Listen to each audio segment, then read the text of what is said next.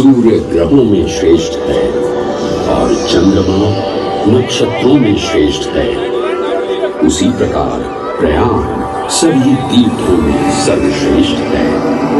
पुराण में वर्णित ये श्लोक जिस तरह प्रयाग की विशेषता को दर्शाता है, उसी तरह इस पावन क्षेत्र का गुणगान करने वाली अनेक पौराणिक कथाएं, किंवदंतियां एवं कहानियां आज भी जनमानस में प्रचलित हैं। ऐसी ही एक पौराणिक कथा है जो भगवान ब्रह्मा को प्रयाग से जोड़ती है। मान्यताओं के अनुसार भगवान ब्रह्मा को यज्ञ करने हेतु एक दिव्य स्थान की आवश्यकता थी, जिसके चयन को लेकर वे बड़ी ही दुविधा में थे। अपनी दुविधा के निवारण हेतु भगवान ब्रह्मा नागों के देवता महाराज शेषनाग के यहाँ पहुंचे और उनसे कहा, हे आदिशेष, मैं यज्ञ करने हेतु इस सृष्टि में एक ऐसा स्थान ढूंढ रहा हूँ जो दिव्यता और पवित्रता की दृष्टि से सर्वोत्तम हो। क्या आप मुझे ऐसा कोई उपयुक्त स्थान बता सकते हैं जो सभी तीर्थों में सर्वश्रेष्ठ हो? जगत रचयिता को मेरा प्रणाम। भगवान, मैं धन्य हूं कि आपने मुझे इस योग्य समझा। क्यों ना आप स्वयं ही सभी पवित्र स्थानों का मूल्यांकन करें। ऐसा कीजिए, आप तुला के एक पलड़े पर सप्तपुरियों को रखिए और दूसरे पलड़े पर भगवान विष्णु के स्थायी निवास प्रयाग को रखिए, जिसका भार सबसे अधिक आए। मेरे विचार में वही सर्वश्रेष्ठ तीर्थ होगा। इस मूल्यांकन के परिणाम स्वरूप प्रयाग का पलड़ा ही भारी रहा। इस तरह प्रयाग की प्रधानता सिद्ध हुई और तभी से इसे तीर्थों का राजा कहा जाने लगा। आज भी ऐसी मान्यता है कि भगवान ब्रह्मा ने गंगा नदी के पश्चिमी तट पर 10 अश्वमेध यज्ञ संपन्न किए थे। आज उस स्थान को हम दशाश्वमेध घाट के नाम से जानते हैं। भगवान ब्रह्मा के अलावा इंद्रदेव, वरुण देव एवं सोमदेव ने भी प्रयाग क्षेत्र में ही भगवान विष्णु की आराधना करने हेतु यज्ञ किए थे, जिससे उन्हें भी श्री हरि का आशीर्वाद प्राप्त हुआ। प्रयाग शब्द में प्र का अर्थ है प्रकृष्ट और याग का अर्थ होता है यज्ञ। इसलिए इन दो शब्दों से बना प्रयाग सबसे पवित्र स्थान माना जाता है। प्रयाग ही संसार में एकमात्र ऐसा पावन क्षेत्र है जहाँ 3 पवित्र नदियों का संगम होता है। इस संगम का भी एक अनूठा महत्व है।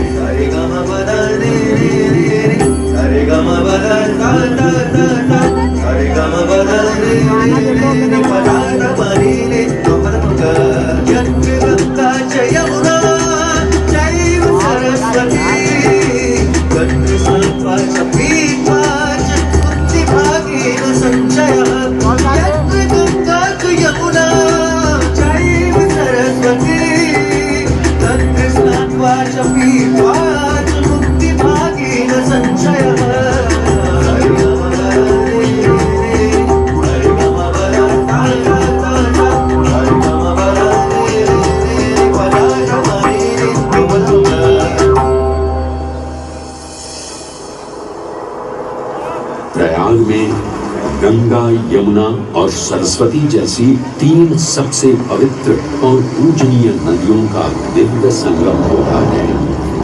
इन नदियों के संगम में स्नान करने एवं संगम का जल ग्रहण करने से मनुष्य मुक्ति का अधिकारी बन जाता है और इसमें किंचित भी संदेह नहीं है।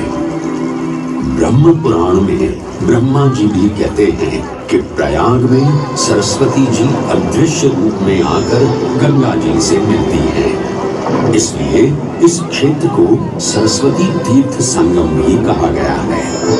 सरस्वती नदी के अदृश्य रूप से मिलने के पीछे भी एक पौराणिक कथा सुनने को मिलती है। ऐसा माना जाता है कि बद्रीनाथ क्षेत्र की गुफाओं में जब वेद व्यास जी भगवान गणेश को महाभारत की कथा सुना रहे थे, तब उस क्षण सरस्वती जी हिम शिखरों से टकराते हुए अपना मार्ग बनाती हुई बड़ी ही तीव्र गति से बह रही थी। सरस्वती नदी के इस तेज बहाव से उत्पन्न होने वाली तेज ध्वनि वेद व्यास जी का ध्यान भंग कर रही। इसलिए महर्षि वेद व्यास जी ने सरस्वती जी से वेद और ध्वनि को कम करने का आग्रह किया, परंतु उनके अनुरोध उपरांत भी जब सरस्वती नदी के वेद एवं ध्वनि में कोई कमी नहीं हुई, तो उन्होंने क्रोधित होकर सरस्वती जी को श्राप दे दिया और कहा कि वे अब धरती के भीतर यानी कि पाताल लोक में प्रवाहित होंगी। तब से ये माना जाता है कि हिम शिखरों से उद्गमित हुई सरस्वती नदी उत्तराखंड के माना गांव से आगे अपने अदृश्य रूप में प्रवाहित होती है। आगे चलकर यही अदृश्य रूपी मां सरस्वती प्रयागराज में गंगा एवं यमुना नदी से मिलकर त्रिवेणी संगम को पूर्ण करती है। ये प्रयाग नदी पवित्रता का उद्गम है, जिसके अंश हमें वेदों एवं पुराणों में भी मिलते हैं, जिनमें वर्णित है सुरों असुरों द्वारा हुआ समुद्र मंथन।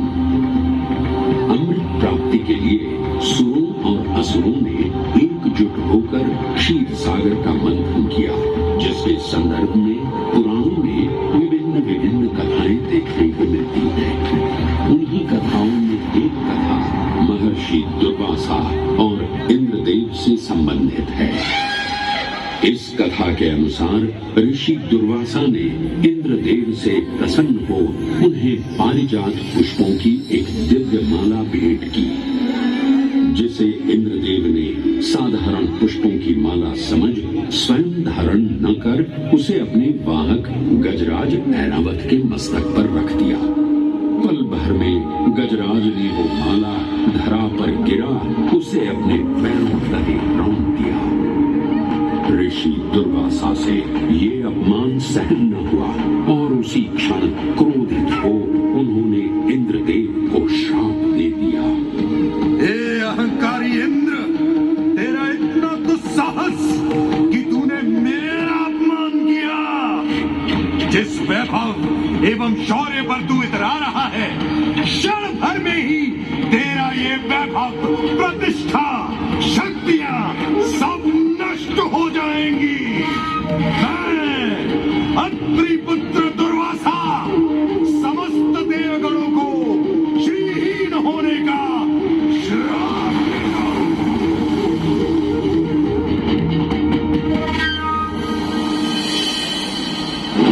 इस श्राप के परिणाम स्वरूप स्वर्गलोक से लेकर वैकुंठ धाम तक का सारा वैभव चला गया। जहां स्वर्गलोक में सभी देवता अपना वैभव एवं शक्तियां खो चुके थे, वहीं वैकुंठ धाम में मां लक्ष्मी भी क्षीर सागर की गहराइयों में चली गई। उनके जाते ही सृष्टि का संतुलन बिगड़ने लगा एवं असुर राजा बलि ने तीनों लोक अपने अधीन कर लिए। ये सब देखकर सभी देवतागण अपने श्राप के निवारण हेतु भगवान विष्णु की शरण में जा पहुंचे और कहने लगे, हे पालनहार, हे स्वामी, अब आप ही हमें इस श्राप से मुक्त होने का मार्ग बता सकते हैं, अन्यथा हम अपनी शक्तियों से सदैव वंचित ही रहेंगे और युद्ध में कभी भी असुरों का सामना नहीं कर पाएंगे। हे देवराज, ऋषि दुर्वासा के श्राप से सभी देवतागण जीवन मृत्यु के काल चक्र में बंध चुके हैं। इस काल चक्र एवं श्राप से मुक्त होने के लिए अब केवल एक ही मार्ग शेष है और वो है समुद्र मंथन।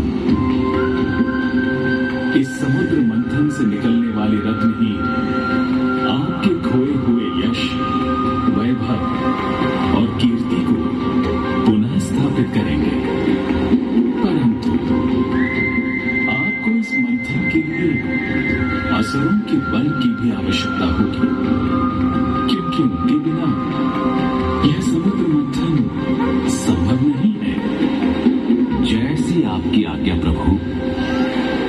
असुरों के साथ समुद्र मंथन करने के लिए तैयार है। देवताओं और असुरों ने एक मत होकर क्षीर सागर का मंथन करना स्वीकार किया।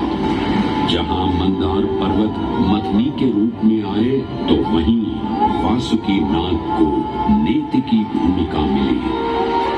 भगवान विष्णु ने स्वयं कुर्म अवतार धारण कर मंदार पर्वत को उसका आधार प्रदान किया। क्षीर सागर को मथना शुरू किया गया और 14 रत्नों में सबसे पहले हलाहल विष उत्पन्न हुआ। उस विष के प्रभाव को कोई भी देवता या असुर सहन करने में समर्थ नहीं थे। इस कालकूट विष से सृष्टि का विनाश हो सकता था। इसीलिए इस आपदा से बचाने स्वयं देवों के देव महादेव प्रकट हुए और उन्होंने इस विष का पान किया। ये सब देख मां पार्वती ने विष को भगवान शिव के कंठ तक ही रोक दिया। इस कालकूट विष के प्रभाव से महादेव का कंठ नीला पड़ गया और तभी से उन्हें नीलकंठ के नाम से ही जाना जाने लगा।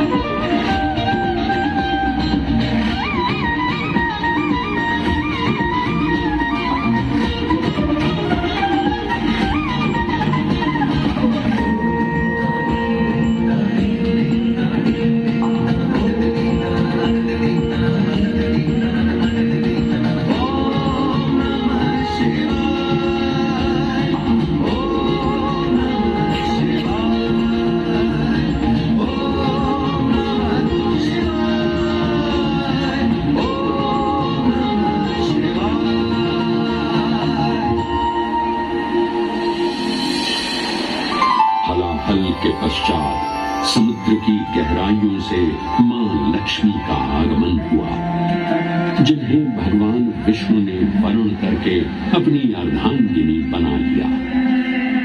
इसके पश्चात समुद्र मंथन से एक एक कर कामधेनु गाय, पारिजात वृक्ष, चंद्र, कल्प वृक्ष, अपार सुंदर अप्सराएं, गंधर्व,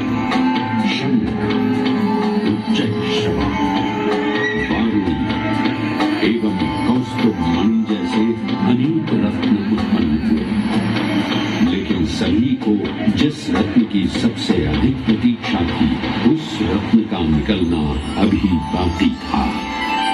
अंततः आयुर्वेद के देव धन्वंतरी अपने हाथ में अमृत कुंभ लिए प्रकट हुए।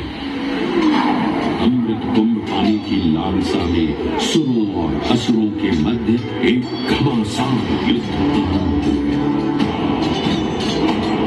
इसी युद्ध के दौरान स्वरभानु नाम का एक असुर अमृत कुंभ को अपने अधीन कर पाताल लोक की ओर चल दिया।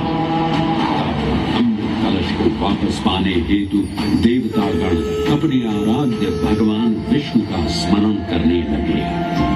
तदोपरांत भगवान विष्णु एक सुंदर अप्सरा मोहिनी का रूप धारण कर पाताल लोक पहुंचे, जिसे देख सभी असुर सम्मोहित होने लगे।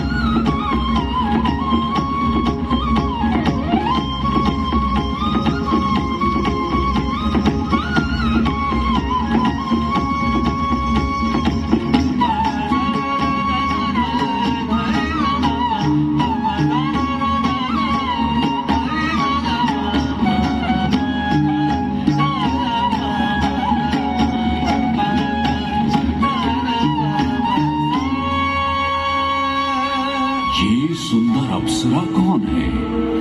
ये कहां से आई है? इसने तो मेरा मन ही मोह लिया। इसे तो मैं ही लेकर रहूंगा। इस सुंदर अप्सरा ने तो हम सबको सम्मोहित कर लिया है। हे सुंदरी, तुम कौन हो और यहाँ क्यों आई हो? हे असुरराज, मैं मोहिनी हूँ और आप ये परंतु वो कैसे सुंदरी? मैं आपको ये ज्ञात कराने आई हूँ कि अमृत की असली शक्ति और गुण तो कलश के तल में विद्यमान है, जबकि ऊपर तो केवल जल मात्र है, जिसके ग्रहण करने से ज्यादा कोई लाभ न होगा। आप सभी इस अमृत को देवताओं के साथ बांट लीजिए। आखिर आप सभी ऋषि कश्यप के ही तो पुत्र हैं। देवताओं के साथ अमृत बांटने से एक तो आपका वैभव बढ़ेगा और दूसरा जो अमृत का फलदायक भाग है उसे आप ही ग्रहण कर सकेंगे। हे मनमोहिनी, तुम सत्य ही कह रही हो, परंतु अगर हमने ये अमृत कलश देवताओं को दे दिया तो क्या पता वे सारा अमृत स्वयं ही ग्रहण कर लें और हम सभी असुर इससे वंचित ही रह जाएं। आप निश्चिंत रहिए, ऐसा कदापि नहीं होगा। मैं स्वयं ही सभी सुरों और असुरों को अमृत पान करवाऊंगी और साथ ही साथ ये सुनिश्चित भी करूंगी कि अमृत का फलदायक भाग आप सभी को ही प्राप्त हो। बस फिर क्या था, भगवान विष्णु की अपरंपार लीला आरंभ हुई। जहां एक ओर सभी देवतागण विराजे तो वहीं दूसरी ओर सभी असुर। मोहिनी रूप धारण भगवान विष्णु एक एक कर सभी देवताओं को अमृत पान करवाने लगे, जिससे वे पुनः अपनी शक्तियां प्राप्त कर सकें। परंतु स्वरभानु नाम का असुर जल्द ही भगवान विष्णु की ये चालाकी भांप गया और चुपचाप देवता वेश धारण कर उन्हीं के बीच में जाकर विराजमान हो गया। तब जैसे ही मोहिनी स्वरभानु को अमृतपान कराने हेतु अग्रसर हुई, ठीक उसी क्षण सूर्य एवं चंद्रमा स्वरभानु का असली रूप पहचान गए। ये ज्ञात होते ही भगवान विष्णु अपने मूल रूप में परिवर्तित हो गए और अपने सुदर्शन चक्र से स्वरभानु का सिर धड़ से परंतु तब तक अमृत की 2 बूंदे स्वरभानु के कंठ से उतर चुकी थी, जिसके चलते वो अमरत्व प्राप्त कर चुका था। इस तरह स्वरभानु के कटे हुए सिर के भाग को राहु का नाम मिला और धड़ को केतु के नाम से जाना जाने लगा। माना जाता है कि प्रतिशोध की ज्वाला में ज्वलित राहु एवं केतु सूर्य एवं चंद्रमा पर ग्रहण लगाते हैं। इस प्रकार सूर्य और चंद्र पर ग्रहण लगना राहु और केतु का प्रतिशोध माना जाता है। भगवान विष्णु की ये लीला देख सभी असुर अचंभित हो उठे। इससे पहले कि वे कोई प्रतिक्रिया दे पाते, भगवान विष्णु के वाहन पक्षीराज गरुड़ ने शीघ्रता से अमृत कलश को उठा लिया और अपने साथ लेकर स्वर्गलोक की ओर चले।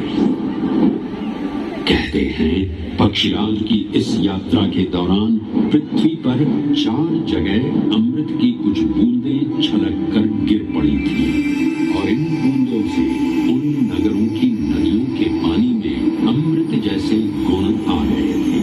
वे 4 स्थान हरिद्वार, प्रयाग, उज्जैन एवं नासिक है और यही कारण है कि इन 4 नगरों में कुंभ का पर्व मनाया जाता है।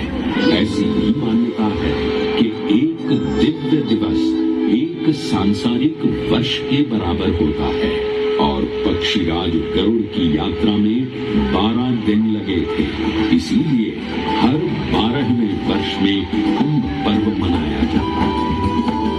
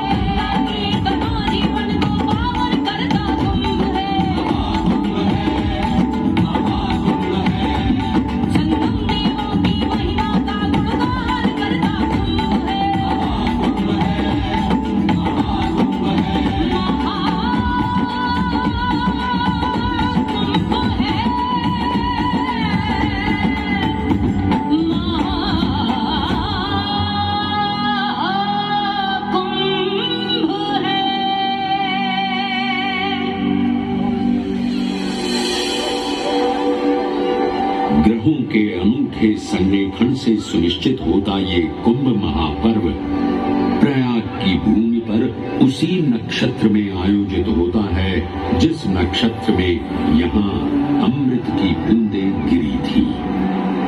गणनाओं के अनुसार जब बृहस्पति वृषभ राशि में और सूर्य चंद्रमा मकर राशि चक्र में प्रवेश करते हैं तब प्रयागराज में कुंभ पर्व आयोजित किया जाता है। सनातन धर्म की प्राचीनतम धरोहर माना जाने वाला ये कुंभ पर्व भारत ही नहीं बल्कि विश्व भर से आए करोड़ों श्रद्धालुओं का स्वागत करता है। कुंभ पर्व केवल एक पर्व ही नहीं बल्कि एक तीर्थ का अवसर भी है जहां लाखों करोड़ों श्रद्धालु कल्पवास के नियमों का पालन करते हैं। पौष पूर्णिमा से लेकर माघ पूर्णिमा तक चलने वाले कल्पवास के दौरान तीर्थालु सांसारिक सुखों को त्याग कर तपस्वी संतों की तरह कुटिया में रहते हैं। उनकी दिनचर्या ब्रह्म मुहूर्त में गंगा स्नान से शुरू हो संध्या वंदना और भजन कीर्तन जैसे आध्यात्मिक कार्यों के साथ रात्रि तक समाप्त होती है। श्रद्धालु दिन में केवल एक ही बार भोजन ग्रहण कर मानसिक रूप से धैर्य, अहिंसा और भक्ति भाव में लिप्त रहते हैं। ऐसी मान्यता है कि जो कल्पवासी मोक्ष की अभिलाषा लिए कुंभ पर्व में कल्पवास के नियमों का पालन करते हैं उन्हें मोक्ष अवश्य ही प्राप्त होता है। पारंपरिक रूप से इस आध्यात्मिक पर्व की औपचारिक शुरुआत का श्रेय 8वीं शताब्दी के हिंदू दार्शनिक और संत आदि शंकराचार्य को दिया जाता है।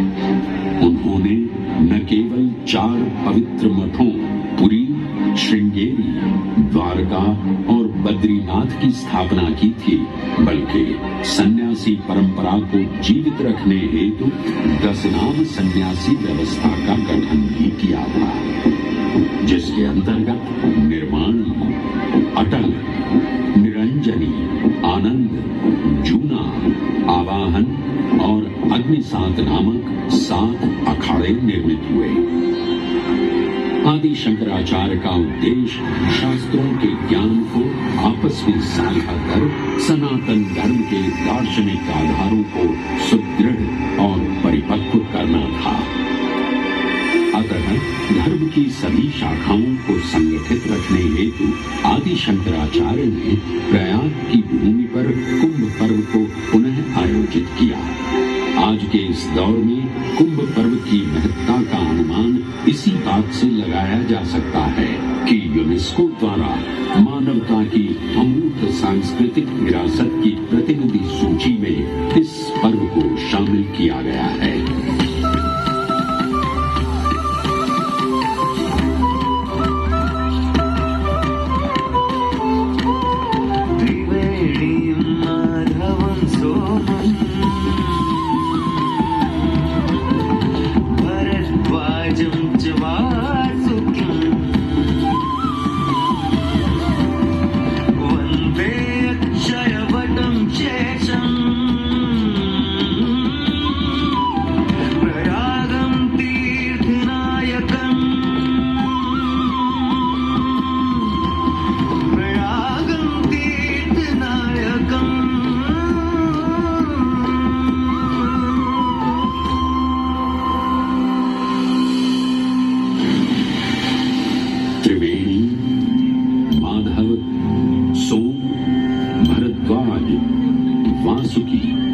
अक्षयवट और शेषनाग प्रयाग के इन 7 तीर्थ नायकों की हम वंदना करते हैं परंतु उक्त 7 तीर्थ नायकों में वेणी माधव का ही प्रमुख स्थान है।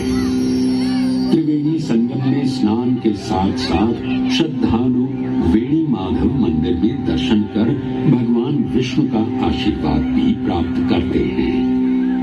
मान्यताओं के अनुसार वेणी माधव इलाहाबाद अलाहाबाद किले के परिसर में स्थित पातालपुरी मंदिर में एक पवित्र अक्षयवट वृक्ष के पत्तों पर एक बालक के रूप में विश्राम करते हैं। पौराणिक कथाओं के अनुसार अक्षयवट एक शाश्वत वृक्ष है जो भगवान विष्णु का स्थायी निवास है, जहां से वे सृष्टि का पुनः निर्माण करते हैं। त्रेता युग में भी अक्षयवट वृक्ष का उल्लेख देखने को मिलता है।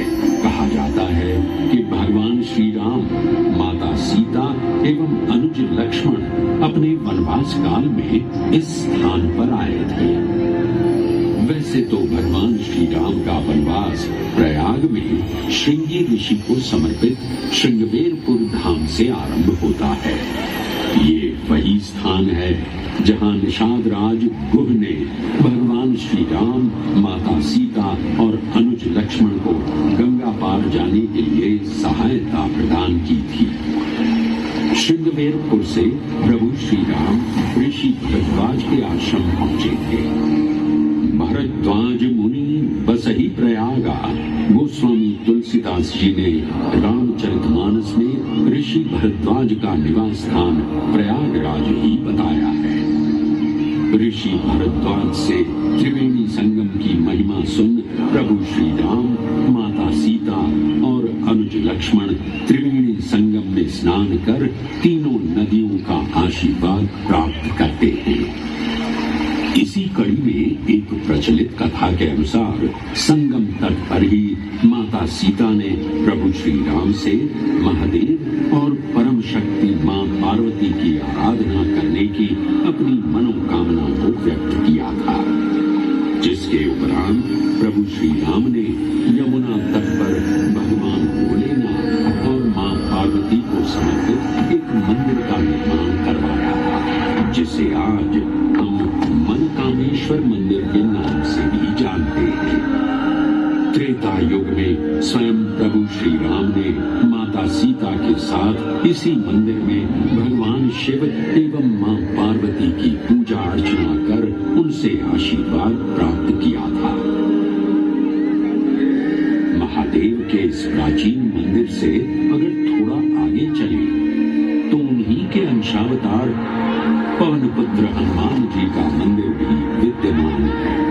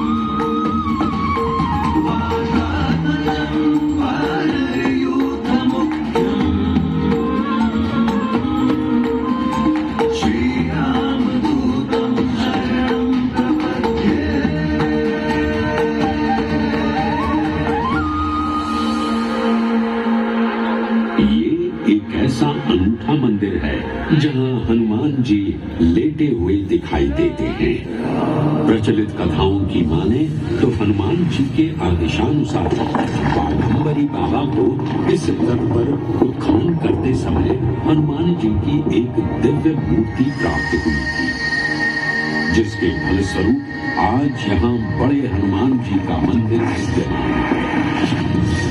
इस चमत्कार से विस्मयाभिभूत हुए बाबा बाघंबरी ने हनुमान जी की सेवा में अपना जीवन समर्पित कर दिया। आज भी इस मंदिर की देखरेख का कार्यभार बाघंबरी गद्दी ने ही संभाल रखा है। पुराणों एवं अनेक धार्मिक ग्रंथों में वर्णित प्रयाग क्षेत्र के कौशाम्बी का उल्लेख देखने को मिलता है। कौशाम्बी प्राचीन भारतीय वत्स महाजनपद की राजधानी थी। गौतम बुद्ध ने अपने तपस्वी जीवन के 6ठे और 9वें वर्ष यहीं बिताए और अपने अनुयायियों को कई महत्वपूर्ण धर्मोपदेश भी दिए। बौद्ध धर्म से अगर जैन परंपरा की ओर चले तो ऐसी मान्यताएं आज भी प्रचलित हैं कि प्राचीन तीर्थंकर ऋषभदेव ने भी वत्स देश में ही ज्ञान प्राप्त किया था। इसके अलावा छठे जैन तीर्थंकर पद्म प्रभु का जन्म इक्ष्वाकु वंश में राजा श्रीधर और रानी सुसीमा देवी के घर कौशाम्बी में ही हुआ था। यहाँ तक कि मगध सम्राट अशोक ने भी अपनी शाही देखभाल के लिए इसे अपनी उपराजधानी बनाया था। तथ्यों को टटोलें तो अशोक की लाट आज भी इस क्षेत्र में देखने को मिलती है। धार्मिक विविधता से परिपूर्ण प्रयाग क्षेत्र एक ऐसा अनूठा क्षेत्र है जहाँ ज्ञान का प्रकाश फैलाने सिख गुरु भी पधारे हैं। प्रयागराज के अहियापुर में स्थित गुरुद्वारा पक्की संगत साहिब इसी की एक बेजोड़ निशानी है। माना जाता है कि श्री गुरु तेग बहादुर जी अपनी यात्रा के दौरान 6 महीने इसी स्थान पर रुके थे। यहाँ वे प्रार्थना और ध्यान करते थे, इसलिए इसे तप स्थान भी कहा गया है। ये कहना गलत नहीं होगा कि त्रिवेणी संगम के तट पर गुरुओं और संतों की शिक्षाओं का अनोखा समावेश है। ये गुरुद्वारा पक्की संगत साहिब इलाहाबाद या इलाहाबाद के नाम से कुछ समय के लिए चर्चित ये प्रयागराज आज भी जीवंत है। धर्म और संस्कृति का अनूठा इतिहास संजोए हुए तीर्थराज प्रयागराज में वेणी माधव, शिव और शक्ति के विभिन्न स्वरूप आज भी विद्यमान हैं, जो इस पावन क्षेत्र को अद्वितीय बनाते हैं। प्रयागराज की इतनी विशाल पृष्ठभूमि समझने के बाद लगता है कि ये कहना कभी गलत नहीं होगा कि प्रयागराज सिर्फ एक शहर नहीं बल्कि अपने अंदर दैवीयता, विविधता और धार्मिकता को संजोए हमारा पूर्ण गौरवशाली इतिहास है।